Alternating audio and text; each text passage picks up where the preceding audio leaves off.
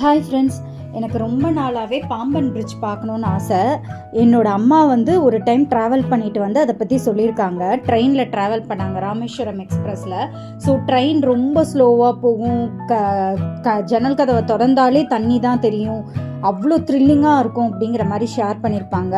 So அதுலேருந்தே எனக்கு Pamban bridge பார்க்கணுன்னு ஆசை. ஆக்சுவலி ட்ரெயினில் தான் ட்ராவல் பண்ணணுன்னு ஆசை, பட் ஆனால் அது முடியலனா கூட அட்லீஸ்ட் அந்த பிரிட்ஜையாவது பார்க்கணுன்னு ஆசை. அது ரொம்ப நாள் கழிச்சு இப்போ தான் நடந்தது. என்னோடய ஹஸ்பண்ட்க்கு ஒரு சின்ன வேலை இருந்தது, ஸோ அதுக்காக ராமேஸ்வரம் போகிறேன்னு சொல்லியிருந்தாங்க.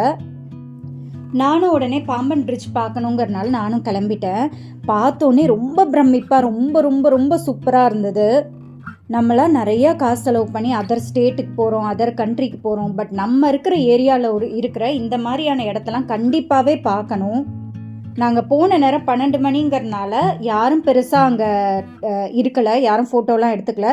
பட் நாங்கள் ரிட்டர்ன் வரும்போது சாயங்காலம் நேரங்கிறனால அங்கே ஒரே டிராஃபிக் ஆகிற அளவுக்கு அவ்வளோ பேர் அங்கே இருந்தாங்க, ஃபோட்டோ எடுத்துகிட்டு இருந்தாங்க. ஓகே ஃப்ரெண்ட்ஸ், இன்னொரு அழகான வீடியோடு உங்களை நான் மீட் பண்ணுறேன். அது வரைக்கும் பாய்.